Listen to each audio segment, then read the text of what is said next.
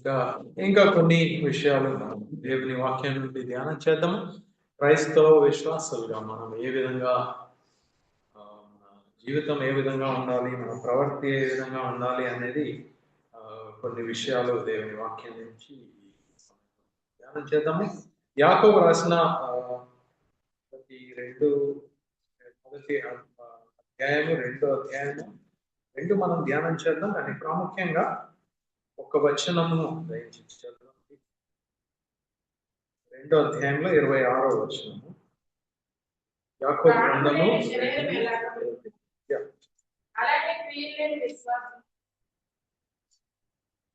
అక్కడ ఏం చెప్తా ఉందండి దేవుని వాక్యం? అక్కడ యాకోబు పత్రికలో చూస్తున్నా ఏ విధంగా అయితే శరీరంలో ప్రాణం లేకుంటే అది మృతమై ఉన్నారు, అదే విధంగా మనకు విశ్వాసం ఉందని చెప్పుకుంటూ క్రియలు కనపడకుంటే అది మృతం, అది వేస్ట్.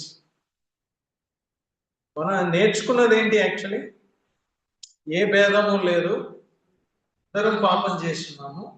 అది మన క్రియ వల్ల కాదు, మనం చేసే పనుల వల్ల కాదు, ఇది కేవలం ఆయన కృప వల్లే మనము రక్షించబడ్డాము.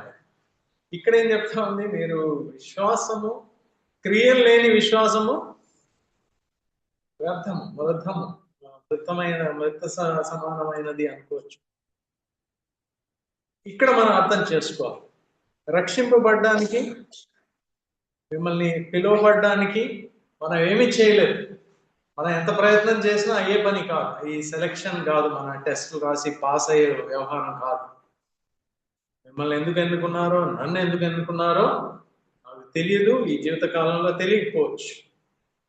ఒకటే మనకు తెలుసు, ఎందుకంటే ఎంతో బెటర్ అయిన వాళ్ళు చాలా మంది ఉన్నారు. మరి నన్ను పిలిచారు నా కుటుంబంలో నుంచి. మా చుట్టూ ఎంతో మంది జ్ఞానులు ఉన్నారు, పెద్ద పెద్ద వాళ్ళు ఉన్నారు, తెలివి గల వాళ్ళు ఉన్నారు. వాళ్ళ మధ్యలో నన్ను ఎందుకు పిలిచారో మనకు తెలియదు. దాన్ని పెద్ద పరిశోధించకండి, ఇంకా మనకు అర్థం కూడా అవదు ఈ లోకంలో, ఈ కాలంలో. ఒకటే, ఆయన కృపని బట్టి మనం ఆయన స్తుతించడము, ప్రార్థన చేయడము, థ్యాంక్స్ చెప్పడము, ఆయన చూపించిన ప్రేమ మన ఇతరులకి చూపించారు. అంతకంటే మన ఏ డిస్కషన్ లేదు. వేరే వాళ్ళని తక్కువ చూడడం కాదు, ఎక్కువ చూడడం కాదు, మనల్ని మనం తక్కువ చూడడం కాదు, ఎక్కువ చూడడం కాదు. దేవుణ్ణి గమ్మున మనము స్తుతించడము, ఇంతవరకే మనకి ఇచ్చిన స్కోప్. అది వాస్తవమే, కానీ దేవుడు మనల్ని సెలెక్ట్ చేశారు. ఇప్పుడు సెలెక్ట్ చేశారు కనుక సెలెక్ట్ చేయబడిన బిడ్డలుగా, మన పరిశుద్ధులుగా ఉండడానికి పిలువబడిన బిడ్డలుగా, ఇంకా మనము ఇప్పటి నుంచి మనము ఆ ఒక పిలుపుకి తగినట్టు మనం జీవించాలి. పిలుపుకి తగినట్టు జీవించాలంటే మన ఆలోచన విధం మారిపోవాలి, మన మాటలు మారిపోవాలి, మన పనులు మారిపోవాలి. మరి మన రక్షింపబడిన దానికి ఇవన్నీ గుర్తులు, సూచనలు. అంటే ఒక రోజులో మారిపోవు, మెల్లిగా మీ జీవిత కాలం అంతా ఉందన్నమాట. యేసుక్రీస్తు ప్రభుని మనము ఫేస్ టు ఫేస్, ముఖాముఖిగా చూసే ఆ రోజు వరకు మనం ఈ ప్రయాణం చేస్తూనే ఉంటాం. రక్షించబడిన మనము మెల్లిగా రోజు ఒక్కొక్క పరిస్థితిలో దేవుడు మన ముందు పెడుతూ ఉంటారు. ఒక్కొక్క పరిస్థితి, ఒక్కొక్క సిచ్యువేషన్స్ మన ముందు వస్తూ ఉంటుంది. ఆ ప్రతి సిచ్యువేషన్లో మనము అపవాది చెప్పిన ప్రకారం నడుచుకోకూడదు, లోకం చెప్పిన ప్రకారం నడుచుకోకూడదు, మన సొంత శరీరం లాగే విధంగా మనం నడుచుకోకూడదు. కేవలము దేవుడు అందు నమ్మిక, ఆయన మాట అందు నమ్మిక, పరిశుద్ధాత్మ ఒక నడిపింపు ప్రకారం ఇది మాత్రమే మనం విని నడవాలి. ఇది కొంచెం డిఫికల్టే, బికాజ్ ఇది ఇరుకైన మార్గం కదా, చాలా కష్టంగా ఉంటుంది. మెల్లిగానే వెళ్ళాలి, స్లోగా వెళ్ళాలి, రోజు స్టడీగా వెళ్ళాలి. కానీ ఒకటి మాత్రం నమ్మిన వాళ్ళందరికీ కామన్ గా కనిపించేది, ఎదుగుదల అనేది ఉండాలి. కొంచెమన్నా సరే ఎదగాలి, కొంచెం మనం ఒక రోజు అయినా, ఏ రోజు చనిపోతాం మనకు తెలియదు. కానీ ఇప్పుడు చనిపోయినా 10 సంవత్సరాల తర్వాత ఆయన తిరిగి వచ్చినప్పుడు మనం ఆయన్ని చూసిన ఆ రోజు వరకు మన ఈ ప్రయాణంలో కొంచెం మెల్లిగా ముందుకెళ్తాము. ఆయన్ని చూసిన రోజు ఆయన వల్ల పూర్తిగా మనము మారిపోతాము. ఆయన ఎలా పరిశుద్ధంగా ఉన్నారో, ఎలా ప్రేమ కలిగి ఉన్నారో, ఆయన స్వరూపం ఎలా ఉందో అన్ని మనం కూడా పూర్తిగా ఆ ఒక విధంగా మనము మారిపోతాం. సో ఇప్పుడు విశ్వాసం ఉందని నేను చెప్పుకుంటే మనం ఖచ్చితంగా మనం చేయాల్సింది మనలో క్రియలు కనపడాలి. రోజు నిన్న చేసిన పనులు కొంచెం ఈరోజు నిన్న నేర్చుకున్న తేడా పనులు ఏదో చేసామని మనం గ్రహించాలి, అర్థం చేసుకోవాలి, ఆలోచించాలి, ప్రభుని సహాయం అడగాలి. ఈ రోజు మళ్ళీ ప్రయత్నం చేయాలి. ఈ రోజు ఇంకో వెరైటీ తగలవచ్చు సమస్య, ఇంకోటి తగలవచ్చు. అన్నిట్లో మనము జాగ్రత్తగా రోజు పెద్ద యుద్ధమే అది, పెద్ద పోరాటమే అది. మనం కరెక్ట్ మన లైట్ గా తీసుకోవడానికి లేదు. పర్వాలేదండి, ఇంకా 10 సంవత్సరాల వరకు మాకేం ప్రాబ్లం లేదు అనుకోకండి. ప్రతిరోజు ప్రతి పూట ఏదో ఒక విషయంలో మనకి శోధనలు ఎదురవుతూ ఉంటుంది. అది మనం జయించేవారుగా జీవించాలని చెప్పి బైబిల్ మనకి నేర్పిస్తూ ఉన్నది. రైట్. సో ఈ మాట విన్నారు కదా, మన క్రియలు లేని విశ్వాసము మృతము అనేది మనం చూసాము. ఒకసారి మన రక్షణ సువార్త మనము ఎఫెసీ పత్రికలో మనం ఒకసారి జ్ఞాపకం చేసుకొని మనం ముందుకెళ్దాం. ఎఫెసీ పత్రికలో మొదటి అధ్యాయంలో చాలా విషయాలు రాస్తుంది. అది మన రక్షణ సువార్త గురించి చాలా బ్రీఫ్ గా అక్కడ రాస్తుంది. మనం ఒకసారి త్వరగా అది చదివేద్దాము. మీరు ఎవరు చదవక్కర్లేదు, కానీ జస్ట్ వచనాలు చూసుకోండి. 3వ వచనం నుంచి మనం చూస్తే ఇక్కడ కీర్తన మన ఈ ఎఫెసీ పత్రిక రాసిన ఆయన చెప్తున్నారు, దేవుడు స్తుతింపబడును గాక, మన ప్రభు అయిన యేసుక్రీస్తు దేవుడు తండ్రి అయిన దేవుడు స్తుతింపబడును గాక. ఎందుకంటే ఆయన మనల్ని ప్రతి పరలోక విషయంలో క్రీస్తు యేసులో మనకి ప్రతి ఆత్మీయమైన ఆశీర్వాదములు ఆయన మనకి అనుగ్రహించున్నారు. ఇది మనం అర్థం చేసుకోవాలి. యేసుక్రీస్తుకి వేరుగా ఎంత మంచి వ్యక్తి, ఎంత మంచి ప్రవర్తి అయినా కూడా అయితే మంచిగా ఉండడము దాంతో సరిపోద్ది కదా అనుకుంటే కుదరదండి. మంచితనం అనేది మనం ఒకసారి దేవుడితో కాసేపు మాట్లాడితే తెలుస్తుంది మంచితనం ఏంటో.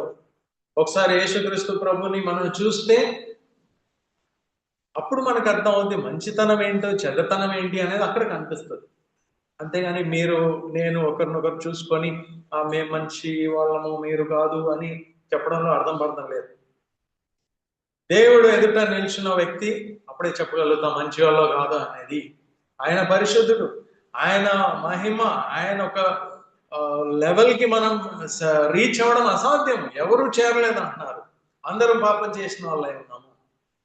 కేవలం కృప వల్ల మనం అందరం రక్షించబడి ఉన్నాం. మనం చూస్తున్నాము ఇక్కడ యేసుక్రీస్తు ప్రభులో ఆయన మనల్ని భూమి పునాది, జగత్ పునాది వేయక మునుపు ఆయన మనల్ని ఎన్నుకున్నారని ఇక్కడ రాస్తుంది.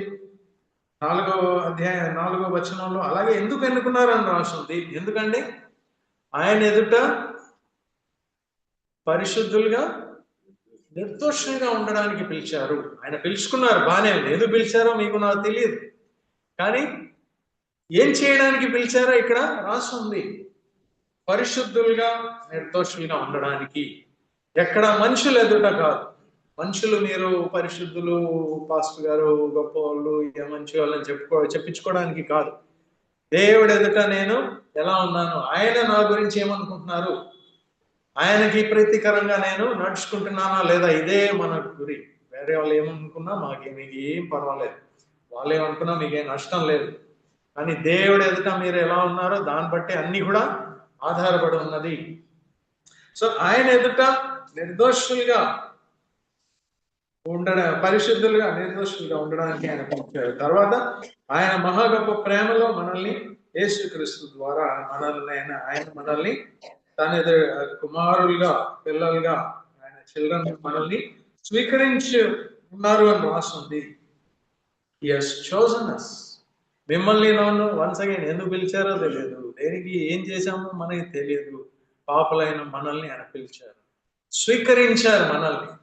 యు ఆర్ మై చైల్డ్, మీరు నా ఒక కుమార్తెలు అని చెప్పి ఆయన పిలిచారు. పిలిచిన తర్వాత ఆయన స్వరక్తంతో ఆయన రక్తం వల్ల 7వ వచనం అవన్నీ మనం చూస్తే ఆయన రక్తం వల్ల మనల్ని విమోచించారు, క్షమించేశారు. మనం చేసిన పాపములు, అపరాధాలు అన్ని కూడా ఆయన తుడిచివేశారు. చేస్తున్న పాపాలు, చేయబోయే పాపాలు అన్నిటికీ కూడా ఆయన క్రీస్తు యేసు రక్తానికి అంత బలం ఉంది. అవన్నీ కూడా తుడిచివేయడానికి ఆయనలో ఉన్న వారికి ప్రతిరోజు వాళ్ళు చేసిన పాపాలు మీరు ఒప్పుకోగానే, అక్కడ చెప్పుకోగానే ఆయన వెంటనే క్షమించేస్తారు. ఏ పాపాలు అయితే మనం ఒప్పుకుంటామో వెంటనే క్షమించబడతారు. అంత గొప్పది మన యేసుక్రీస్తు ప్రభు ఒక రక్తము. తర్వాత చూడండి, ఆయన ఒక మహా గొప్ప జ్ఞానంలో 8-9 వచనాలు, లోకం అందరికీ తెలియదు కానీ మీకు నాకు ఏ విలువ లేని ఈ లోకంలో మన పెద్ద గొప్ప విలువ లేదు. ఆయన పిలిచి మనకి ఒక గొప్ప మర్మం మనకి బయలుపరిచారని రాసింది. అది చాలా, అదేంటంటే మీకు నాకు మాత్రమే అర్థమయ్యేలా. చాలా మందికి ఈ విషయాలు మనం చదివినా అర్థం అవుతుంది. చదువుతారు, లాజికల్ గా అర్థమైపోద్ది కానీ బట్ ఇది గ్రహించడం అనేది కేవలం యేసుక్రీస్తు ప్రభు బిడ్డలకే ఇది అర్థం అవడం సాధ్యం.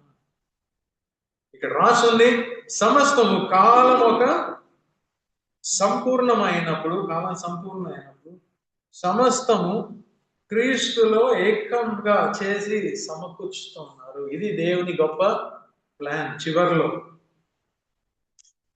మీకు తెలుసా అండి, చివరిలో జరగబోయే విషయాలు అక్కడ రాసింది. మిమ్మల్ని, నన్ను, అందరినీ కూడా ఆయనలో చేర్చుకుంటారు.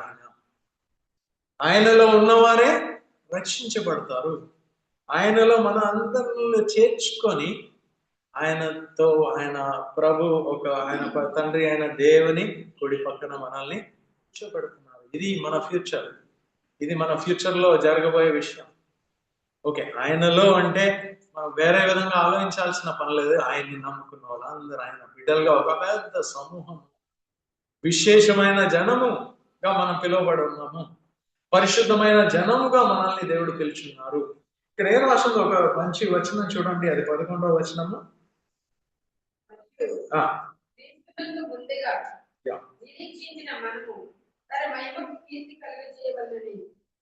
దేవుడు తన చిత్త ప్రకారమైన సంకల్పములను బట్టి మనల్ని ముందుగా నిర్ణయించి ఆయన స్వాస్థ్యముగా ఏర్పరిచారు. ఆయనందు మనల్ని ఆయన ఒక స్వాస్థ్యంగా ఎన్నుకున్నారు అని రాస్తున్నారు. యేసుక్రీస్తు ప్రభు లేకుంటే దేవుని ఆస్తులు స్వాస్థ్యం ఏమని అనుకోవచ్చండి? మీ దగ్గర మీ స్వాస్థ్యం ఏంటి అని అడిగితే మీరు చెప్పగలుగుతారు, నా బ్యాంకులో కొంచెం ఇంత మిగిలి ఉందండి అని చెప్పి, నాకు 4 ఇళ్ళు ఉన్నాయని చెప్పొచ్చు. ఇక్కడ రాస్తున్నారు, మనం ఆయన స్వాస్థ్యం అండి. డబ్బులు కాదు, ఈ గృహము కాదు, ఈ భూమి కాదు, ఈ ఆకాశం కాదు, ఇవన్నీ మనకంటే ఎంతో సౌందర్యం, విశాలంగా ఉన్న విషయాలు ఇవన్నీ కూడా. కానీ అవన్నీ ఆయన స్వాస్థ్యం కాదు.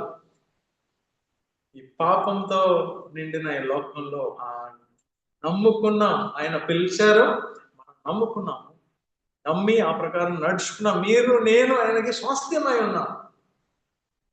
అండ్ మనల్ని ఆయన చేర్చుకుంటున్నారు.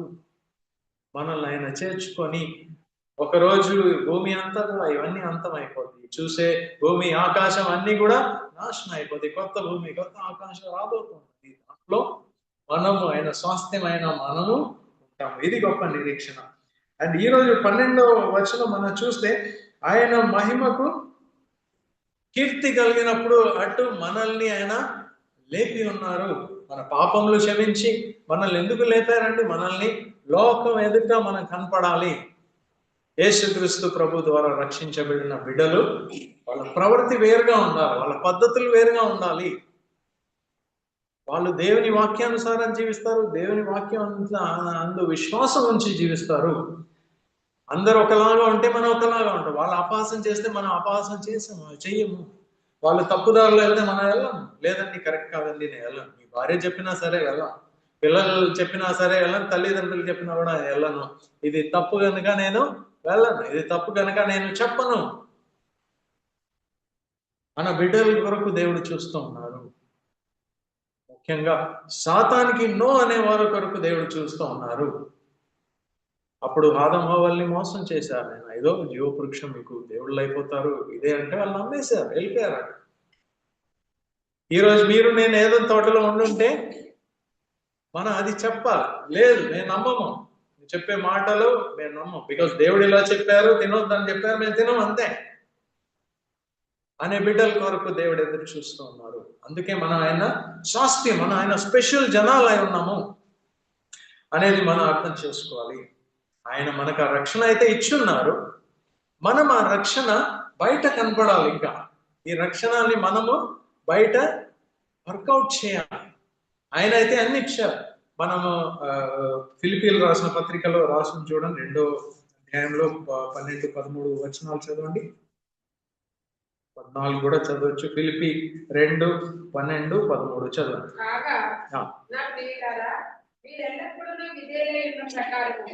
నా ఎదుట ఉన్నప్పుడు మాత్రమే కాక మరి ఎక్కువగా నేను మీతో లేని ఈ కాలమందును భయముతోను వణుకుతోను మీ సొంత రక్షణ కొనసాగించుకోండి.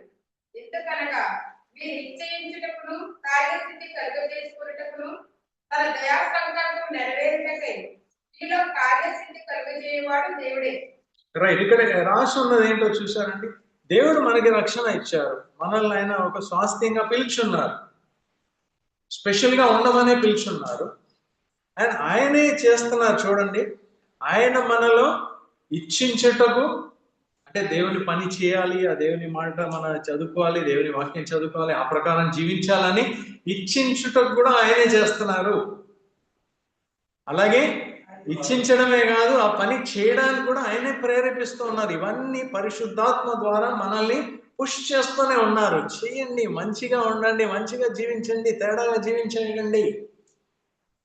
అండ్ మనం ఏం చేయాలండి? ఇంత గొప్ప రక్షణ ఏం దేవుడు అండి బాబు ఆయన! అసలే మనం వేస్ట్ గా ఉన్న వాళ్ళని మనల్ని పిలిచారు, పిలవడం బానే ఉంది, పిలిచిన తర్వాత పరిశుద్ధులుగా ఉండమంటున్నారు.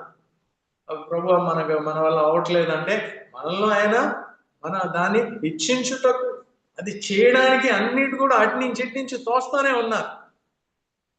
మనలో ఉన్నవాడు లోకంలో ఉన్నవాడి కంటే గొప్ప కనుక మనం చేయగలుగుతాం. కానీ మనం వినాలి. వాళ్ళ ప్రేరేపణ, వాళ్ళు ఇచ్చే ఎంకరేజ్మెంట్, ధైర్యపరిచేది అన్ని కూడా మనం విని ముందుకెళ్ళాం.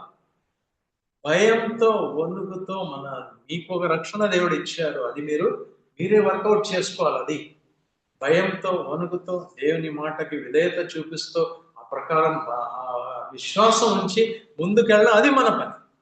మనం అంత చేస్తే చాలు. రక్షణ ఆయన ఏర్పాటు చేసుకున్నారు. మన పాపాలన్నీ కూడా యేసుక్రీస్తు ప్రభు ద్వారా తీసివేస్తారు.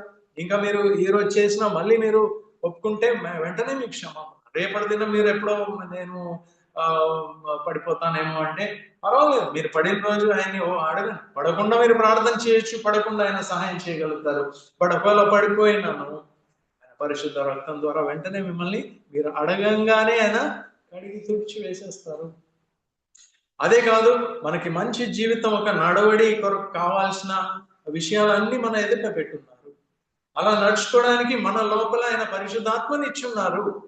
మనల్ని ఎప్పుడు పుష్ చేస్తుంటారు, ఇలా చేయొద్దండి, ఇది అపవాది క్రియలు, ఇది లోక పద్ధతులు, ఇది నీ శరీరం లాగుతూ ఉంది, నిన్ను వినకండి వాళ్ళ మాటలు, దేవుని బిడ్డ కనుక నీ ముందుకు వెళ్ళాలనేది. సో ఇది మనము గుర్తుపెట్టుకున్నాము. మనమైన స్వాస్థ్యమై ఉన్నాం. స్పెషల్గా మనల్ని పిలిచారు, ఎంతో హోప్స్తో ఆయన పిలిచారు. మనము దేవుణ్ణి పద్ధతులు కరెక్ట్ అని మీరు నేను ప్రూవ్ చేయాల్సిన అవసరం ఉంది. లేకుంటే అపవాది అక్కడ కూర్చొని అందరి విషయాల్లో ఆయన నమ్ముతున్నా. చాలాసారి క్రైస్తవ సోదరుల విషయాల్లో నమ్ముతున్నా. ఈ పాస్టర్ గారు అంటున్నారా, మీరు చూశారు కదా అంటారు. దేవుడు కూడా ఏం చెప్పలేదు వాళ్ళ గురించి. వాళ్ళ వల్ల, మీ వల్ల, నా వల్ల చాలాసారి ఆయనక అవమానం కలుగుతూ ఉన్నది. అపవాది చెప్తూ ఉంటాడు, మీరు ఏం రక్షణ అండి, మీరు అంత కష్టపడి వచ్చారు, సిలువ వేయించుకున్నారు, అన్ని చేశారు, అదేదో ప్లాన్ వర్కౌట్ అయిపోయింది, గొప్ప మర్మం ఏదో చేశారు అని చెప్తున్నా. ఎక్కడ వర్కౌట్ అవుతుందండి? అన్ని ఎవరు రక్షించబడ్డారండి? ఆయనకి అవమానం కలిగించే విధంగా నేను మనకు అన్ని ఏర్పాట్లు దేవుడు ఇచ్చారండి. కానీ ఒక్కటే మనము ఎక్కడో హోల్డ్ అయిపోతున్నాం. విశ్వాసం సరిపోవట్లేదేమో, లేకుంటే నమ్మకం సరిపోవట్లేదేమో. ఇవన్నీ కూడా మనం పక్కన పెట్టేసి ముందుకు వెళ్దామండి. సాతాను ఇంకా నవ్వకూడదండి దేవుడి విషయంలో ఆయన ఇంకా అపహాసం చేయకూడదు. ఏం సాధించారు మీరు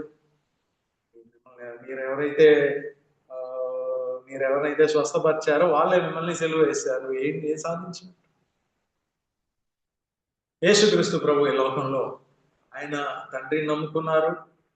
శరీరం ధరించి ఈ లోకానికి వెళ్తున్నాను, తర్వాత మీ ఇష్టం. నేను ఈ లోకంలో జీవించినంత కాలము ఒకే ఒక పని చేస్తాను, నీ చిత్తం చేయడమే నా ఇష్టం, అంతే. నా సొంత తెలివితేటలు కాదు, నా పనులు కాదు, నాకు ఎన్నో విషయాలు తెలివితేటలు ఉన్నాయి, లేదు అని కాదు. నువ్వు చెప్పింది మాత్రం నేను వింటాను, నువ్వు చెప్పింది మాత్రం చేస్తాను. చెప్పమంటే చెప్తాను, చెప్పొద్దంటే చెప్పను, అక్కడ వెళ్ళమంటే వెళ్తాను, వెళ్ళొద్దంటే వెళ్ళను. ఈ పనే నేను చేస్తాను. చివరికి మరణించాల్సిన అవసరం వచ్చినా కూడా నేను అడగను. మొత్తానికి గెత్సేమనే తోటలో ఆయన ఆయన స్ట్రగుల్ ఎంత ఎక్స్ట్రీమ్ అయిపోయారంటే అడిగేశారు, అంటే నీ చిత్తం అయితే ప్లాన్ కొంచెం మార్చొచ్చు కదా అని చెప్పి. మానవుల్ని, మిమ్మల్ని, నన్ను ఈరోజు ఇక్కడ ఆయన ఫ్యూచర్ దృష్టిలో చూసి నశించిపోతారు. కొంతమంది నమ్మే వాళ్ళు ఉన్నారు, నశించిపోతారు. నశించిపోకూడదు వాళ్ళు. అయితే నేను వెళ్తాను, తండ్రి నీ చిత్తం జరుగుతుంది కాక అని చెప్పి శిలువ మరణం పొందారు. అందరూ అపహాసం చేశారు. ఆయన మరణించారు, సమాధి చేశారు. ఆయన ఆయన ఇటర్నల్ బీయింగ్ అన్నమాట. ఇటర్నల్ బీయింగ్ అంటే మరణం లేని ఒక వ్యక్తి. మీ గురించి, నా గురించి మరణాన్ని ఒప్పుకున్నాడు. సపోజ్ మీకు బాగా ఆస్తులు ఉన్నాయనుకోండి, అన్నీ ఉన్నాయనుకోండి, ఒక్క 33 సంవత్సరాలు ఇవన్నీ తీసేస్తామండి, మీరు ఏమీ లేకుండా వెళ్ళి అక్కడ జీవించండి అంటే మీరు వెంటనే ఇబ్బంది పడతారు. బాబు లేకుండా ఎలా అండి, కాకినాడ వదిలేసి నేను వెళ్ళి ఆఫ్ఘనిస్తాన్లో ఎలా ఉంటానండి, నాకు ఎవరు తెలియదు, డబ్బులు లేవు, చచ్చిపోతాను అక్కడ, మరి మీరు తిరిగి రానిస్తారా నన్ను? యేసుక్రీస్తు ప్రభు అవన్నీ వదిలేసి ఏం ఆలోచించలేదు. తండ్రి ఆయన జ్ఞానంలో మానవుల రక్షణ కొరకు ఏర్పాటు చేశారు. ఏదైనా తోటలోనే చెప్పారు. ఆయన ఆల్రెడీ చెప్పేశారు, ఈ కుమారుడు అనే వచ్చే విషయం అక్కడే చెప్పేశారు. అంత ముందే ప్లానింగ్ కూడా అయిపోయింది. ఆ ప్లాన్ ప్రకారం సింపుల్ గా వెళ్ళారు, పని చేశారు, అన్ని పనులు చేశారు. సిలువలో సమాప్తమైందన్నారు, మరణించారు, 3వ దినాన్న దేవుడు ఆయన్ని తిరిగి లేపారు. ఈ రోజు మనకి గొప్ప రక్షణ కలుగజేసి ఆ దేవుని కుడి పక్కన కూర్చోన్నారు. మీరు, నేను అందరం కూడా ఆయన మహిమకి కీర్తి కలిగినట్టు మన గురించి వెయిట్ చేస్తున్నారు. ఈ నా బిడ్డ ఈరోజు దేవుని వాక్యం విన్నారు, ఏం చేస్తారు? అక్కడ వెళ్ళి మళ్ళీ పడిపోతాడా, యా సాతాన్ని జయిస్తాడా అని ఎదురు చూస్తున్నారు దేవుడు. మనం యాకోబు గ్రంథంలో చూద్దాం కొన్ని విషయాలు మనం ప్రాక్టికల్ గా చేయాల్సిన మొదటి అధ్యాయానికి వెళ్ళిపోదాము. మనం చదివాం కదా, క్రియలు లేని ఒక విశ్వాసం అమృతం అనేది. అండ్ మనం చూసాం ఏ విధంగా యేసుక్రీస్తు ప్రభు వారిని దేవుడు పంపించి మనల్ నుంచి దేవుడు ఎక్స్పెక్ట్ చేస్తున్నారు, మీరు నేను క్రియలు చేస్తారు. అందరూ చేసే విధంగా కాదు, మనము వేరుగా చేయాలి, మన ప్రవృత్తి వేరుగా ఉండాలి. ఇది కష్టమైన పని కానే కాదు, ఆయన ఆజ్ఞలు భారమైంది కానే కావు. మీరు కూడా అక్కడ చేసేదేం లేదు, పరిశుద్ధాత్మ చెప్పింది చేయండి అంతే. ఆయన నడిపించేది నడిపించండి. వాక్యం, దేవుని వాక్యం మీలో ఉంటది. ఏదైనా పరిస్థితి వచ్చినప్పుడు, ఏదైనా సమస్య వచ్చినప్పుడు మీరు పరిశుద్ధాత్మ సహాయం అడగండి. ఆయన వాక్యం అనే ఖడ్గం మనలో నుంచే తీసేసి మన చేతిలో పెడతారు. మన చేత సాతాన్ని ఓడగొట్టేస్తారు. సాతాన్ని అటాక్ చేయండి అంటారు. యేసుక్రీస్తు ప్రభు ఆ రోజు ఆయన్ని శోధించినప్పుడు అదే చేశారు. పరిశుద్ధాత్మ ద్వారా ఆయన వాక్యంతో ప్రతి చోట్ల కొట్టేశారు, ప్రతి చోట్ల డిఫెన్స్ చేసుకున్నారు. అదే దేవుని వాక్యంతో మనం కూడా ఈరోజు సాతాన్ని, అలాగే లోకాన్ని, అలాగే మన సొంత శరీరం కూడా, మనలోనే ఒకరు ఉన్నారు మనల్ని ఎప్పుడు లాగుతూ ఉంటారు, మన శరీరాశలు. యేసుక్రీస్తు ప్రభు ఒక బిడ్డలు సాతానికి ఎనివే కాదనాలి, ఆయన మాట అసలు వినకూడదు, రిజెక్ట్ చేశారు. లోకంలో మనం ఉన్నాము గనుక లోకం కూడా చాలా ఆకర్షిస్తూ ఉన్నారు. మీ ఉద్యోగ స్థలాల్లో, మీ ఇంట్లో చాలాసారి వాళ్ళని కూడా కాదన్నారు. అంటే అన్ని కాదనడం అని కాదనడం కాదు, దేవునికి వ్యతిరేకంగా ఉన్న ప్రతిదీ కూడా కాదు. వాళ్ళ సంగతి పక్కన పెడితే మన సొంత శరీరం మనం ఉంటది, ఇది చేయండి అది చేయండి, మనకి తప్పదు. ఈ శరీరం ఇంకా ఈ లోకంలో ఉన్నంత కాలం ఈ శరీరము తప్పదు. అది మనల్ని ఎప్పుడు కిందికి లాగుతూనే ఉంటది, కిందికి లాగుతున్నాయి. ఇది చేయండి అది చేయండి, ఇది ఎందుకు చేయకూడదు అని చెప్పి కంటిన్యూస్ గా. మొబైల్ ఫోన్ అన్నా పక్కన స్విచ్ ఆఫ్ చేయొచ్చు, కానీ ఈ స్విచ్ ఆఫ్ చేయలేదు. ప్రతి నిమిషం ఇలా చేయొచ్చు కదా, అలా చేయొచ్చు కదా, ఇలా మాట్లాడేయచ్చు కదా, ఇలా తలుచుకోవచ్చు కదా అని చెప్పి రకరకాలుగా పీడిస్తూ ఉంటారు. కానీ యేసుక్రీస్తు ప్రభుని నమ్మిన బిడ్డలు, ఆత్మ సంబంధమైన బిడ్డలు, ఆత్మతో ఆత్మ చేత మనం శరీర క్రియలను ఎక్కడికక్కడ కొట్టివేస్తూ ఉండాలి. Should not agree. శరీరం ఎక్కడైతే దేవునికి వ్యతిరేకంగా వెళ్తుందో అక్కడంతా నో నో నో నో. పౌలు భక్తుడు మాటల్లో చెప్పాలంటే, నేను క్రీస్తుతో కూడా సిలువేయబడి ఉన్నాను, ఇక నేను బ్రతకట్లేదు, నాకు పెద్ద ప్రత్యేకమైన ఏది ఇష్టం లేనిది లేదు, ఇష్టం ఉన్నది లేదు. I'm dead. ఈ లోకంలో ఒక మృతమైన వ్యక్తికి ఎంత ఇంట్రెస్ట్ ఉందో అంటే ఇంట్రెస్ట్ నాకు ఈ లోకంలో ఉంది అన్న ఒక ట్రాన్స్లేషన్ లో మనం చూద్దాం. ఏదో ఇంట్రెస్ట్ అట్ ఆల్ ఈ లోకంలో. మీరు ఇది ఇస్తానంటే పెద్ద ఎగ్జైట్ అయిపోను, ఇది తీసివేస్తానంటే పెద్ద దుఃఖపడిపోను. రైట్, ఏదన్నా దేవుడు ఇచ్చింది నా దగ్గర ఉంటది, దేవుడు తీసివేసింది తీసివేసేస్తారు. దేవునికి స్తోత్రం. ఏదన్నా సరే it is okay for me అన్న ఒక జీవితం మనం జీవించేవారుగా మనం ఉండాలి. రైట్, కొద్ది మాటలు చాలా క్విక్ గా చూసేసి ముగించేద్దాం. ఒక 10 నిమిషాల్లో ముగించేద్దాం.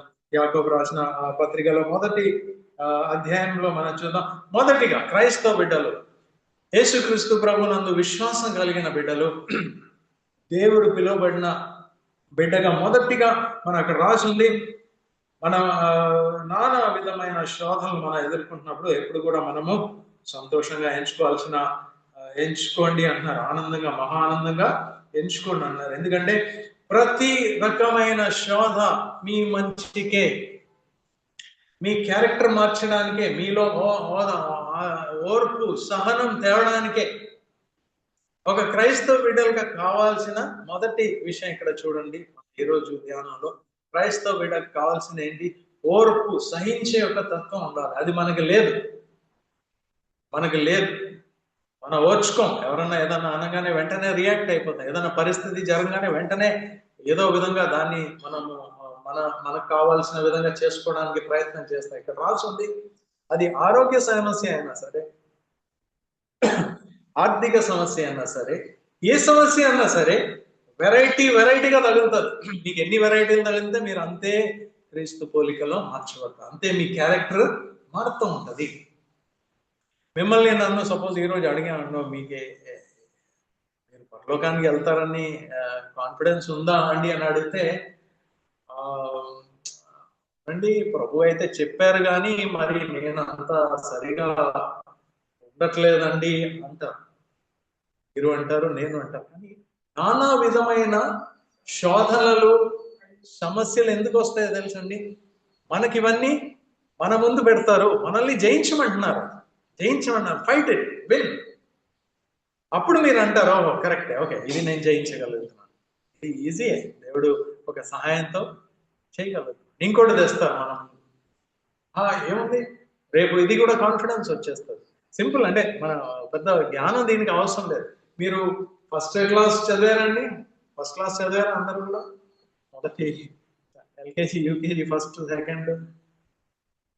మీకు ఫస్ట్ క్లాస్ నుంచి ఏ టెస్ట్ పెట్టకుండా అక్కడ కూర్చోబెట్టేసి ఉంటే ఈ రోజు పరిస్థితి ఏమై ఉండేదండి? నుంచి మాటలు వస్తాయి తప్ప భాషలు అర్థమయ్యే విధంగా ఏ కాదు, బి కాదు, సి కాదు, ఏమి పలకలేదు. ఎందుకంటే ఫస్ట్ క్లాస్ లో ఆ టీచర్ నిల్చొని A for apple, B for boy చెప్పి చెప్పి చెప్పి చెప్పి చెప్పి మొత్తానికి ఒక పరీక్ష పెడితే మనం పాస్ అయ్యాం. ఈ నేర్చుకునే క్రమం మనకి బాగానే నేర్చుకున్నాము. నెక్స్ట్ క్లాస్కి వచ్చాం, నేర్చుకున్నాం. ఈరోజు ఇంకా చాలా విషయాలు నేర్చుకున్నాం. మన ఈ లోకపరంగా ఎన్నో విషయాలు నేర్చుకున్నాం. కానీ ఈ దేవుని విషయాలకు వచ్చినప్పుడు మనం ఇంకా కూడా పరమ సున్నా, పెద్ద సున్నా. ఎందుకంటే పాపంలో సచ్చి ఉన్న స్థితిలో బ్రతకాం ఇంతకాలం. మీరు 50 అయ్యుండొచ్చు, 60 అయ్యుండొచ్చు, 80 అయ్యుండొచ్చు. యేసుక్రీస్తు ప్రభుని తెలియక మునుపు పెద్ద 0 మార్క్స్. ఎల్కేజీలో 0 చుట్టి అక్కడే కూర్చున్నారు, మళ్ళీ 0 చుట్టి అక్కడే కూర్చున్నారు. ఈ 50 సంవత్సరాలు అయింది అక్కడే కూర్చున్నారు. యేసుక్రీస్తు ప్రభు ఎప్పుడైతే మీరు దర్శించారో, ఆయన మీకు కనపడ్డారో, ఎప్పుడైతే మీతో ఫస్ట్ టైం మాట్లాడారో ఆ రోజు మీరు నిజంగానే క్లాస్ 1లో మొదలు పెట్టారు. కొంతమంది విశ్వాసులు అక్కడే మళ్ళీ ఉండిపోయారు. కానీ మీరు నేను ఉండిపోకూడదండి. క్లాస్ 2కి వెళ్ళాలి, క్లాస్ 3కి వెళ్ళాలి. పరీక్షలన్నీ ఇవే అన్నమాట. మీరు వెతుక్కొని వెళ్ళక్కర్లేదు. సమస్యలు మన మీదే వచ్చి మనల్ని వెతుక్కుంటూ వస్తూ ఉంటాయి సమస్యలు. మీరు ఎక్కడ ఉంటే అక్కడ మీ ఇంట్లోనే, ఇప్పుడు ఇక్కడి నుంచి బయటికి వెళ్ళగానే మొదలవుతుంది ఏదో ఒకటి. దీన్ని జయించాలి మనం. నానా విధంగా వస్తే ఇది నాకెందుకు వచ్చిందని అనుకోకండి. అంతే, గమ్మున ఎదుర్కోవడమే, రావడమే. ఎందుకంటే ఒకటి అక్కడ మహా ఆనందంగా ఎంచుకోమంటున్నారు. పైగా సమస్య ఒకటి తలపేదో బాధపడతా ఉంటే మహా ఆనందం అని ఎంచుకోమంటున్నారు. పైగా ఇది క్రైస్తవ బిడ్డలు మాత్రం మిగతా వాళ్ళకి మెంటలో పిచ్చి వాళ్ళు అని అనుకుంటారు. కానీ మీకు నాకు మనకు ఒకటే ఓకే నవ్వుకోమేమో, సంతోషంగా గంతులేమో ఎక్కువచ్చు, కానీ మన హృదయంలో దేవుడు ఏదో ఒక పెట్టారు మనకి, ఏదో ఒక ఇబ్బంది మన జీవితంలో తీసుకొచ్చేది. ఖచ్చితంగా నన్ను ఇంకా కొంచెం నాకు నిన్న తెలియని విషయాలు ఈరోజు నాకు తెలిసేలాగా ఆయన సమస్య నా ముందు పెట్టున్నాను. నేను ఎదుర్కోవాల్సిందే, ఓర్చుకోవాల్సిందే, దానిలో నుంచి వెళ్ళాల్సిందే. నా క్యారెక్టర్ కొంచెం బెటర్ అవుద్ది. రోమా పత్రికలో మనం చదువుతాం ఇవన్నీ, తీయకండి. రోమా పత్రిక 5వ అధ్యాయంలో మొదటి 10 వచనాలు మనం చదివితే ఈ విషయాలు మన క్యారెక్టర్ మారుతుంది. క్యారెక్టర్ మారినప్పుడు మనకి ఒక నిరీక్షణ కలుగుతుంది. అవును, మనం కూడా వెళ్ళగలుగుతాం అండి పరలోకం అని చెప్పి ఒక కాన్ఫిడెన్స్ వస్తుంది. ఒక్కొక్క విషయాల్లో మనం మారి మన క్యారెక్టర్ మారి, రైట్. సో అదే మొదటి విషయం నేర్చుకున్నాము. 5వ వచనం, మీకు ఎక్కడ డౌట్ ఉన్నా కూడా 5వ వచనంలో మనం చూస్తే ఇది 2వ విషయం నేర్చుకోవాల్సింది. ఎక్కడన్నా ఈ లోకంలో బ్రతికే విషయంలో, ఈ సమస్యల విషయంలో, కానీ దేంట్లో అన్నా డౌట్ ఉంటే దేవుణ్ణి అడగండి.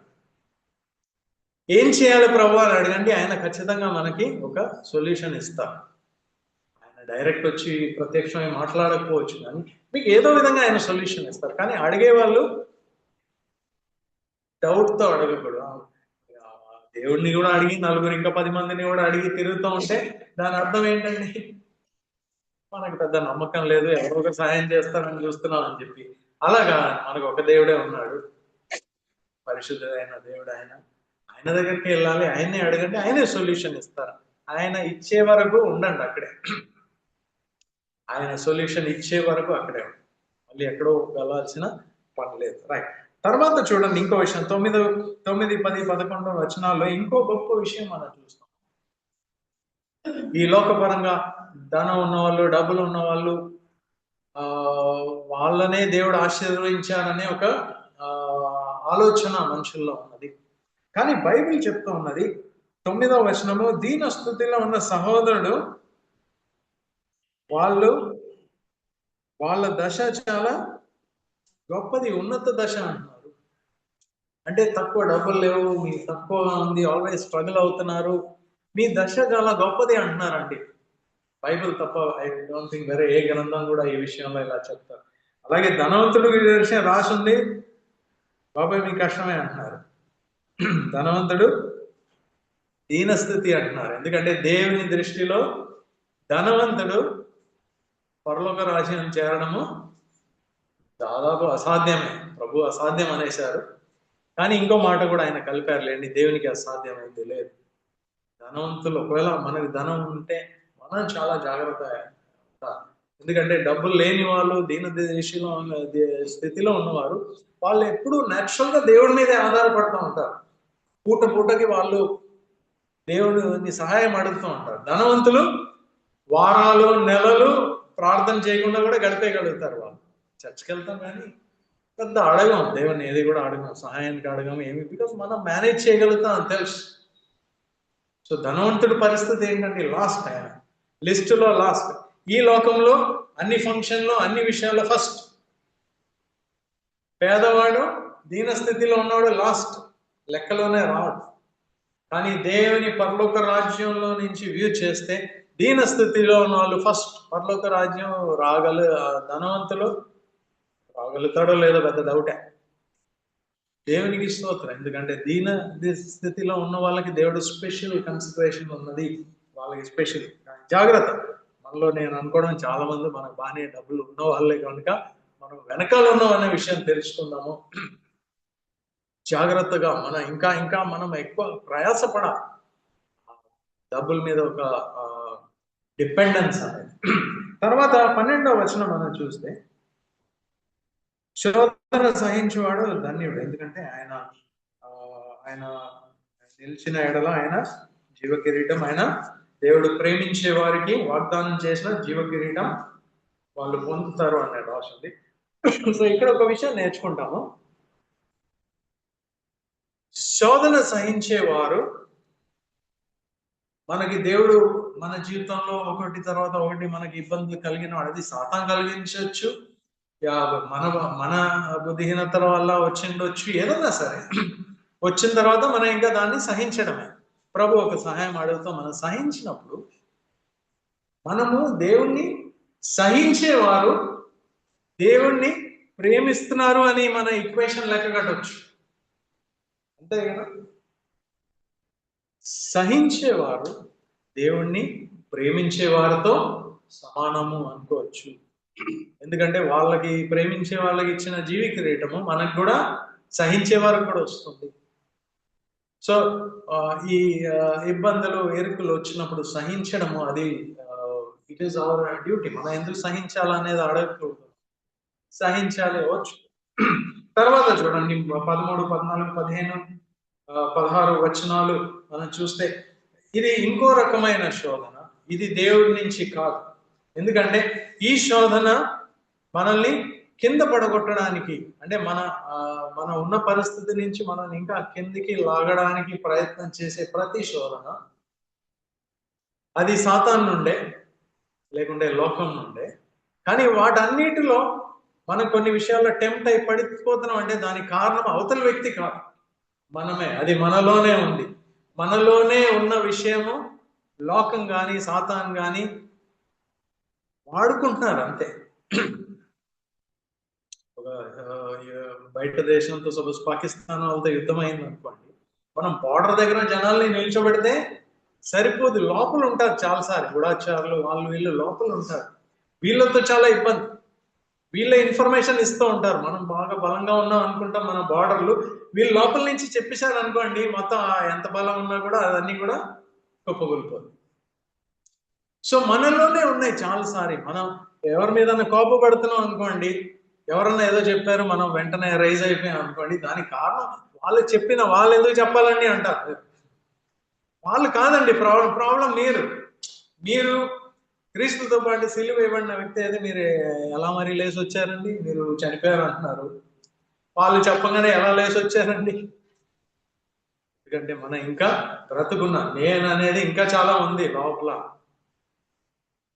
అనుదినం ఇలాంటి పరిస్థితులు జరిగినప్పుడు మనం అధైర్యపడాల్సిన పని లేదండి. దేవునికి స్తోత్రము. ఎందుకంటే ఆయన చూపిస్తున్నారు. మనం ఓకే బాగానే ఉన్నాం అనుకున్న మనకి దేవుడు చూపిస్తున్నారు, దిస్ ఇస్ ద ప్రాబ్లం, ఇలా ఉంది, డోంట్ వరీ, నిన్ను నా స్వాస్థ్యంగా నేను పిలుచుకున్నాను, టాప్ క్లాస్ అయ్యి బయలుదేరాలి, ఇక్కడ నాకు మహిమ కలగాలి నీ వల్ల. సో నిన్ను ఫుట్బాల్ ఆడేస్తాను, దాంట్లో డౌట్ లేదు. నిన్ను ఎటు పిండాలంటే అది పిండేస్తాను చేసి, మొత్తానికి రుచికరమైన ద్రాక్షారసం నీ నుంచి నేను తీసి లోకానికి చూపిస్తాను, దేవుని బిడ్డలు ఈ విధంగా ఉంటారు అనేది. సో దాంట్లో శోధన వచ్చినప్పుడు, మనం చాలాసార్లు పడిపోయినప్పుడు మనం అర్థం చేసుకోవాలి, మనలో ఏదో ప్రాబ్లం ఉంది, అది వెంటనే సెర్చ్ చేసుకోవాలి. నాకు ఎందుకు కోపం? నా భార్య అలా చెప్పారు, నాకు కోపం వచ్చేసింది. నా భర్త అలా చెప్పారు, నాకు కోపం వచ్చింది. నా డాడీ అలా చెప్పారు, నాకు కోపం వచ్చింది. ఎందుకు వచ్చింది ప్రాబ్లం? డాడీ చెప్పిన మాట నిజమే, కానీ మీలో ఎక్కడో ఏదో రైజ్ అయింది, మీలో ఏదో రైజ్ అయింది. అది మనము తెలుసుకోవాలి, దాన్ని తగ్గించుకోవాలి. తర్వాత ఒక విషయం రాసింది చూడండి, ఇది కూడా మనం నేర్చుకోవాలి. 19వ వచనము, ప్రియమైన సహోదర, మన వినుటకు వేగిరపడాలి, మాట్లాడటకు నిదానించాలి, కోపపడుటకు నిదానించాలి. ఎందుకంటే మన కోపాలు దేవుని రాజ్యానికి పనికిరావు. మిగతా మీరు విన్నప్పుడు బాగానే ఉంటది, కానీ కోపపడి చేస్తే దేవునికి పెద్ద ఉపయోగపడట్లేరు మీరు. ఇంకో తర్జుమాలో రాసింది, ఎక్కువ వినండి, లిజన్ మోర్, టాక్ లెస్, తక్కువ మాట్లాడాలి. అవసరమైతే మాట్లాడండి, లేకుంటే మాట్లాడండి. ఎక్కువ వినడానికి ప్రయత్నం చేయండి. Listen more, talk less, don't get angry. కోపపడకండి. మన కోపాన్ని సమర్థించుకోవడానికి మనం అక్కడి నుంచి బైబిల్ వర్సెస్ అక్కడి నుంచి ఇక్కడ నుంచి తీస్తాం కూడా. యేసు ప్రభు కూడా ఆ రోజు కోప్పడి కొరడాతో కొట్టారంట. మా బాబు, మనం ఇంకా యేసుక్రీస్తు ప్రభు లెవెల్కి రాలేదు. ఆయన్ని చూసిన రోజు ఆ లెవెల్కి వస్తాము, అప్పుడు ఆ కోప్పడితే అర్థం ఉంది. కానీ ఈ రోజు ఆ యేసు ప్రభు కోప్పడ్డారు, నేను కూడా కోప్పడతానంటే కుదరదు. దానిలో అర్థం లేదు. మనం చాలా ఎదగాలి. మనకి, మన పరిస్థితులకి, మన చేసే పనులకి మన ఎవరి మీద కోప్పడే అధికారం దాదాపు లేదు నా దృష్టిలో. అయితే అనుకున్నాను, ఏ విషయంలో కూడా కోప్పడాల్సిన అవసరం లేనే లేదు. ఒకవేళ కోపం వస్తే అవతల వ్యక్తి చెప్పారండి, వీళ్ళు చేశారండి ఎప్పుడు అనకండి. నా ఒక బలమైన నమ్మకం, వేరే వాళ్ళని అనే ముందు ఫస్ట్ ఇక్కడ చూడండి, ఎందుకు నాకెందుకు కోపం వచ్చింది, నేను ఎందుకు రేసాను, అంత ఏమనేసారు, తర్వాత తెలుస్తారు ఏం లేదు, అంత విషయం ఏం లేదు, నేనేదో నేను కంట్రోల్లో పెట్టలేకపోయాను అని చెప్పి. ఇక్కడ కొన్ని చక్కటి మాటలు ఉన్నాయి. 21వ వచనము, మనము సమస్త కల్మషమును, విరవీగుతున్న దుష్టత్వము, ఇవన్నీ కూడా తీసివేసేసి తగ్గింపు కలిగి దేవుడు మనలో నాటిన ఆ వచనానికి మన వినయంతో మనము లోపడాలని రాస్తుంది. ఇక్కడ ఏ రాష్ట్రంలో తెలుసండి, మనం కోప్పడేది ఎందుకో తెలుసండి. మన నోట్ల నుంచి చెత్త మాటలు లేకుండా ఇంకో మాటలు ఎందుకు వస్తాయండి? ప్రభు గారు చెప్పారు కదా, లోపల ఉన్నదే బయటికి వస్తుంది, లోపల లేని బయటికి రాదు. లోపల ఏముందో అదే బయటికి వస్తుంది. లోపల ఏముందండి? లోపల ఎంతో చెత్త ఉంది. మన జీవితకాలం అంతా యేసుక్రీస్తు ప్రభుని తెలుసుకునే ముందు కాలం అంతా ఈ చెత్త పోగేస్తూ ఉన్నాం. చెత్త పోగేసిపోయి నిండా ఫుల్గా ఉంది. ఎంత నోరు మూసుకున్నా డబ్బా మూత మోయడమే తప్ప డబ్బా లోపల ఉన్న చెత్త అలాగే ఉందండి, అది ఎక్కడికి పోలేదండి. యేసుక్రీస్తు ప్రభు కనబడిన తర్వాత మనకు అర్థమైంది చెత్త అనే విషయం ఉంది అని చెప్పి. అప్పటి వరకు మరి ఆ జంతువు గురించి పదం వాడకూడదు, కానీ అలా జీవించేసాం. చెత్తలో హ్యాపీగా దొల్లుకుంటూ అంత బాగానే ఉంది కదా, కాశ్మీర్ లాగా ఉంది కదా, సింగపూర్ లాగా ఉంది అనుకొని హ్యాపీగా ఉన్నాము ఆ చెత్తలో. యేసుక్రీస్తు ప్రభు కనపడిన తర్వాత అవన్నీ మనకు అర్థమైంది. బాబాయ్ ఏంటండి బాబు, ఏం బతుకు ఇది అని చెప్పి బయటికి వచ్చే ప్రయత్నం చేస్తా ఉన్నాం. మొత్తానికి బయటికి వచ్చాం, కానీ లోపల ఇంకా కూడా ఉంది, ఇవన్నీ తీయాల్సిన అవసరం ఉంది. లోపల ఈ చెత్త ఉందని చెప్తున్నారు అక్కడ. ఈ చెత్త పోగొట్టాలంటే ఒకటే, ఫస్ట్ ఆఫ్ ఆల్ యేసుక్రీస్తు ప్రభు చెప్పిన ప్రకారం ఈ చెత్త అంతా బయటికి నెట్టేయాలి.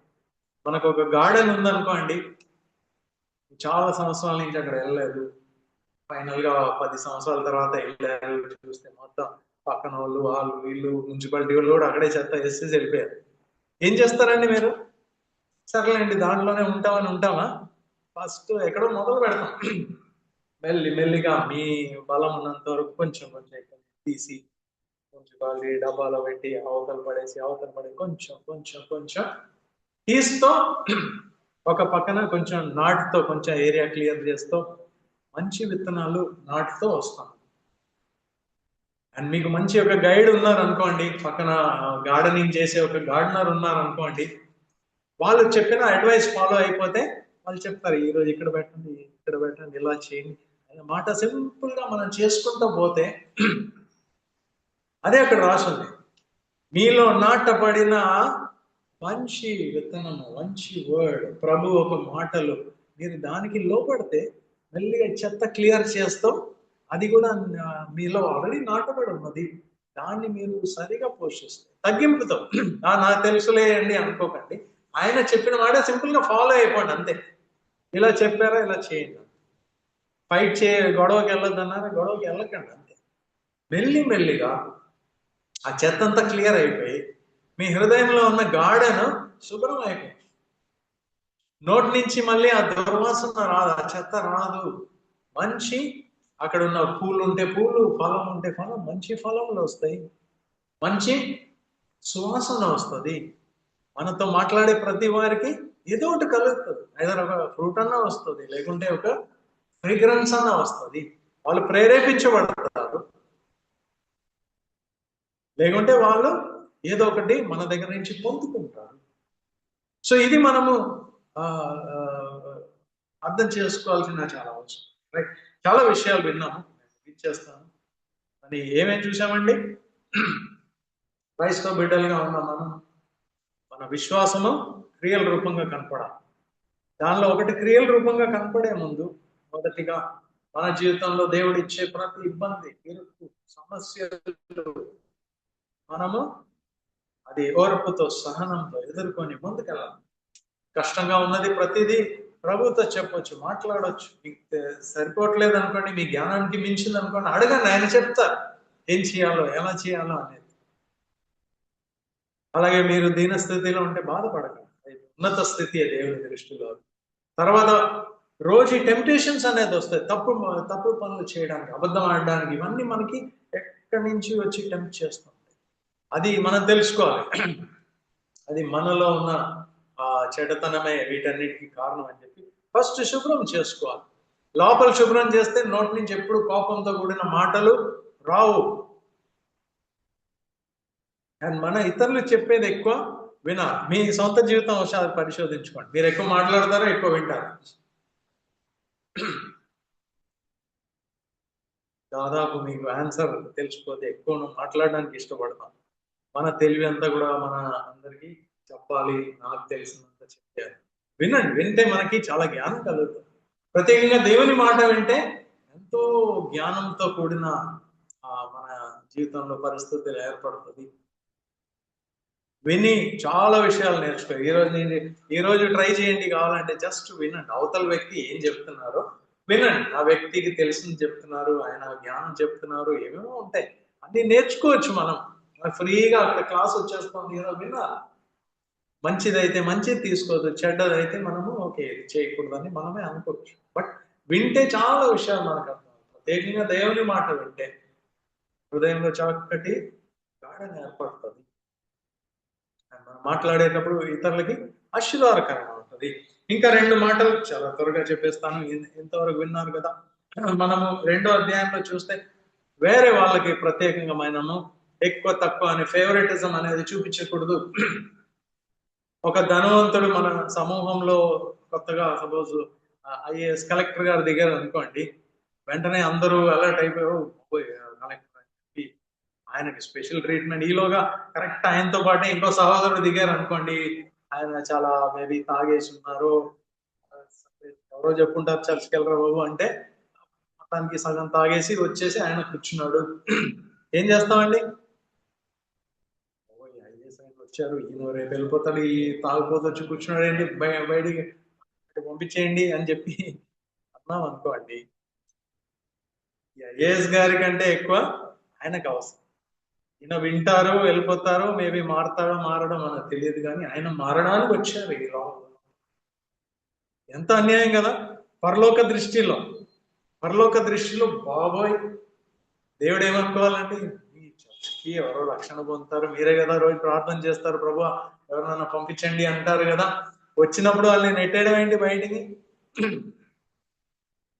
చర్చ్ విషయమే కాదు, వ్యక్తిగత విషయంలో కూడా మనము ఆటోమేటిక్ గా మనలో ఒక ప్రిఫరెన్స్ ఉంటుంది. బాగా డ్రెస్ చేసిన వాళ్ళు, బాగా కనపడే వాళ్ళకి ఎక్కువ ఇంపార్టెన్స్ ఇస్తాను. కొంచెం అంత బాగా డ్రెస్ అవని వాళ్ళు కనపడే పెద్ద లెక్క చేయండి. ఇది మారాలి, అర్జెంట్ గా మారాలి. బికాస్ అది దేవుని వ్యూ కాదు. దేవుడు లోకంలో ఉన్న ప్రతి వారి కొరకు ఆయన ప్రాణం పెట్టారు. తాగుబోతున్నా సరే, ధనవంతుడన్నా సరే, వేశ్య అన్నా సరే, గొప్ప రాణి అన్నా సరే, అందరి నిమిత్తం ఆయన ప్రాణం పెట్టారు. అంటే ఆయన కార్చిన రక్తము, మీ విషయంలో మీరు అనుకోవచ్చు ఆయన విలువైన రక్తం నా కొరకు కార్చారు, వాళ్ళకి అంత వర్త్ కాదు అనుకోకండి. ఆయన విలువైన రక్తము కార్చి కొనిన ప్రతి వ్యక్తి విలువైన వాళ్ళే. మిమ్మల్ని 1,00,000 పెట్టి రక్తానికి ఖరీదు అనేది చెల్లించలేం, కానీ అదే రక్తంతో ఒక తాగుబోతుని కూడా ఒక వేశ్యాన్ని కొనుక్కున్నారు, ధనవంతుల్ని కొనుక్కున్నారు. సో అందరు ఆయన దృష్టిలో విలువైన వాళ్ళే. మీరునేమో మధ్యలో దూరి మన పార్షియాలిటీ పక్షపాతం చూపిస్తే అది చాలా అన్యాయం. దేవుడు ఖచ్చితంగా దానికి తీర్పు అనేది తీస్తాడు. జాగ్రత్తగా ఉండాలి. తర్వాత మనం చూస్తాము ప్రవర్తి విషయంలో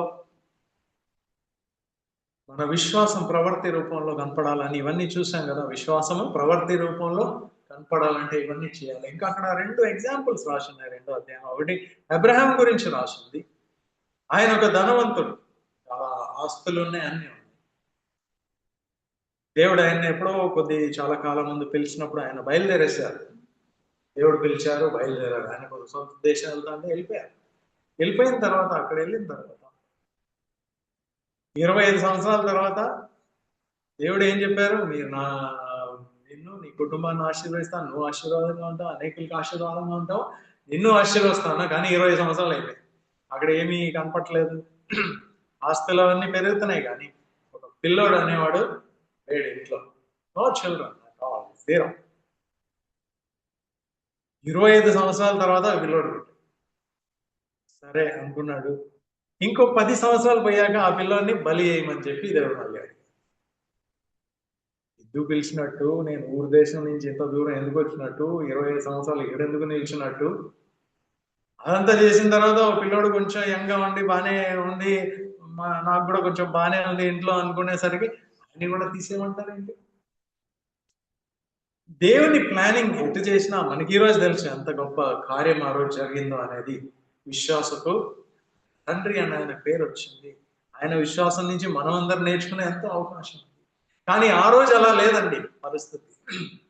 ఆ రోజు ఆయన్ని దేవుడు బలిగా కోరుతున్నప్పుడు ఆయనలో ఏమనుకున్నాడో తెలియదు కానీ విశ్వాసం అంటే అదన్నాడు. అందుకే ఆయన విశ్వాసకు తండ్రి అని పిలుస్తారు. ఆలోచించారు, దేవుడు పిలిచారు. 25 సంవత్సరాలు కూడా అదే ఆలోచించుంటారు. ఆయన పిల్లడు పుట్టే ముందు కూడా ఆలోచించుంటారు. చేస్తారు, మధ్యలో కొంచెం తేడా పని చేశారు కానీ సరే చేస్తారు వెయిట్ చేశారు. ఫైనల్ గా కన్ఫర్మ్ అయిపోయింది. దేవుడు ఒక పిల్లోడిని ఇచ్చారు, ఇసాకుని ఇచ్చారు, హ్యాపీ అయిపోయారు. తర్వాత బలి అడిగినప్పుడు హెబ్రీ పత్రికలో మనం చదువుతాం 12వ అధ్యాయంలో ఆయన లెక్క కట్టారు. ఏమని లెక్క కట్టారు? రైట్, ఆయన బలి అడుగుతున్నారు, నేను వెళ్తాను, తప్పదేమో బలి ఇవ్వడము, ప్రియమైన కుమారుడు. దేవుడు ప్రత్యేకంగా గుచ్చి మరీ చెప్పారు, ప్రియమైన కుమారుడు అని చెప్పి అన్ని గుర్తు పెట్టుకొని వెళ్ళాడు. బలి ఇవ్వడానికి ఆయన సిద్ధం అయిపోయారు. ఆయన అనుకున్నారు, లాజిక్ ఏంటండి మీకు అర్థమైందండి? పిలిచారు, మన వల్లే సంతానం అసలు ఆకాశ నక్షత్రాలంతా సూర్యుని వల్లే ఉంటారు. చివరికి బలి ఇచ్చేస్తే ఇంకేమో ఈశ్వరేణు లేదు, ఆకాశ నక్షత్రాలు లేవు. ఆయన అనుకున్నారు చంపేస్తాను, ఆ అబ్బాయి చచ్చిపోతాడు. కానీ దేవునికి అసాధ్యమైంది ఏమీ లేదు. ఆయన తిరిగి లేపుతారు అనుకున్నారు. ఆయనకి అంత విశ్వాసం అన్నమాట. తిరిగి ఒకవేళ డౌట్ ఉంటే మీరు చదవండి, హెబ్రీ పత్రికలో రాసింది 12వ అధ్యాయంలో ఆ మాట తీసుకుంటే చదవండి. 12వ అధ్యాయంలో శోధింపబడి విశ్వాసమును బట్టి ఇస్సాకును బలిగా అర్పించాను. ఎవడు ఆ వాగ్దానములు సంతోషముతో అంగీకరించెనో ఇస్సాకు వలనైన నీ సంతానం అనబడును అని ఎవరితో చెప్పబడెనో ఆ అబ్రహాము మృతులను సహితము లేవుటకు దేవుడు శక్తిమంతుడని ఎంచిన వాడై తన ఏక కుమారుని అర్పించి ఉపమాన రూపముగా అతనిని మృతుల్లో నుండి మరల పొందెను. చూసారండి, రాసుంది. అబ్రహాం అనుకున్నాడు, దేవుడికి అసాధ్యమైంది ఏమీ లేదు కదా, నేను చంపేస్తే ఆయన లేపుతారు.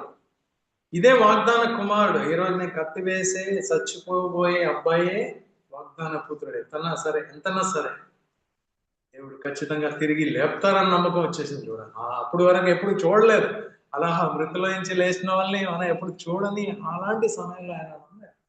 అందుకు అబ్రహాం గారు ధనవంతుడు అయినప్పటికి కూడా పరలోక రాజ్యంలో చాలా దగ్గరగా ఉంటారు. ఆయన ఆస్తులు ఆయన్ని మాయ చేయలేదు, ఆస్తులు గుడితనం కలగ చేయలేదు. ఒకటే ఆయన దేవుడు, ఒకటే నమ్మకం. తర్వాత ఇంకో వ్యక్తి గురించి రాసింది. మీరు సరేలేండి, అబ్రహాం విశ్వాసపు తండ్రి, ఆయన ఏదో విధంగా మేనేజ్ అయ్యి గొప్ప పేరు తెచ్చుకున్నాడు. రహాబ్ అనే ఒక పేరు అక్కడ వాడారు. ఆవిడ సంగతి చెప్పాలంటే ఇంకా దారుణం. ఆవిడకి ఎక్కడో ఉన్న వ్యక్తి, దుష్టుల ఒక సమూహం మధ్యలో ఉన్న దుష్టురాలైన ఈవిడ. వాళ్ళలో కూడా మంచి వాళ్ళు ఉన్నారేమో కానీ ఈవిడ అదొక ప్రొఫెషన్ ఈమె ఎంచుకుంది. వేశ్యాగా వాళ్ళ మధ్యలో, దుష్టుల మధ్యలో రక్షణ ఎలా వస్తుందండి? మీరు నేనే చెప్తా ఇలాంటి వారికి అసలు మంచి వాళ్ళకే రక్షణ లేదు కానీ ఇలాంటి వారికి అసలు ఉండదు అనుకుంటాం కానీ లేదండి. పరలోకంలో ఉన్న గొప్ప దేవుడు, ప్రేమ సంపూర్ణమైన దేవుడు, కనికరం కలిగిన దేవుడు ఈ ఒక్క ఆవిడనే రక్షించారు ఆ ఏరియాలో నుంచి. ఆమె ఏం చేశారు? ఏమి చేయలేదు. ఆమె స్టోరీ మనం చదువుంటే ఎప్పుడైతే యెహోషువ దగ్గర వాళ్ళు వచ్చినప్పుడు ఆమె వాళ్ళని ఫస్ట్ దాచిపెట్టేశారు. వాళ్ళని వెతుక్కుంటూ చాలా మంది వచ్చారు, వాళ్ళు వెళ్ళిపోయాక ఈమె అక్కడ పైన వెళ్ళిన మాటలు ఆమె విశ్వాసాన్ని చూపిస్తామని ఏమని చెప్పారో తెలుసండి? మీ దేవుడి గురించి మాకు తెలుసు, ఎర్ర సముద్రం ఏం చేశారో మీకు తెలుసు, నాకైతే నమ్మకం కుదిరింది, మాకందరికీ భయమే కానీ ఈవిడికి నమ్మకం కుదిరింది. వీళ్ళదే కరెక్ట్, మన పని అవుట్ వీళ్ళతో పెట్టుకోకూడదు అని నమ్మడమే కాదు, ఆమె ఎంత నమ్మకం ఉన్నా ఆ రాజు చేతిలో అప్పగించేసి ఉంటే ఆమెకి మంచి బహుమానం వస్తుందండి, మంచి రివార్డ్ వస్తుంది. కానీ అవన్నీ ఆమె అది చూడలేదు. రాజు ఇచ్చే బహుమానం కాదు, రాజు ఏం చేసినా పర్వాలేదు, వీళ్ళే గెలవబోతూ ఉన్నారు అని ఒక అగ్రిమెంట్కి వచ్చేసింటారు. వెంటనే వాళ్ళతో ఒక అగ్రిమెంట్ చేసేసుకున్నారు. ఆమెకి రక్షణ అనేది అసాధ్యం, ఎరీకోలో వాళ్ళందరూ చచ్చిపోతారు అనేది గ్యారంటీ. కానీ ఆమె ఒక బేరం ఆడేశారు. మీరు నన్ను రక్షించారు, నా ఫ్యామిలీ, నేను మీకు సహాయం చేస్తాను, మీరు నాకు సహాయం చేయండి. వాళ్ళు ఓకే అనేసారు, రక్షింపబడింది. ఎక్కడో ఉన్న వేశ్య స్త్రీ కూడా దేవుడు రక్షించేశారు. ఎక్కడో ఊర్లో ఉన్న ధనవంతుడిని దేవుడు రక్షించేశారు. సో దేవుని రేంజ్ మనము అన్ని కవర్ అయిపోతాయి, మనం పెద్ద లెక్క కాదు. సో దేవుడు పిలిచిన ఆయన మహా గొప్ప కనికరం గురించి మనం చూపిద్దాము. ఆయన మనల్ని స్వాస్థ్యంగా పిలుచుకున్నారు, దేవుని చూపిద్దాము అని మనం చేయాల్సిన పని. ప్రతిరోజు మన విశ్వాసము మన తలంపుల్లో, మాటల్లో, పనులలో, క్రియల్లో కనపడే రూపంగా ప్రతిరోజు పోరాడదాం. ఇక్కడ కొన్ని విషయాలే చదివాం కానీ అనేక విషయాలు ఉన్నాయి. మనం ప్రతిరోజు బైబిల్ చదివే కొద్ది దేవుడు మనకు బయలుపరుస్తూ ఉంటాడు, నడిపించి. ఒకరోజు దేవుడు మనల్ని ఎన్నుకున్న విషయంలో ఆయన బాధపడకూడదు. అయ్యో కుమార్ని ఒక రక్తం వేస్ట్ గా వెళ్ళింది అని చెప్పే పరిస్థితి మనం తేకూడదు. ప్రతిరోజు మనము జయించేవారుగా జీవించి, ప్రియమైన బిడ్డలుగా మనం జీవించి తీర్మానం తీసుకున్నాము. దేవుడి కొద్ది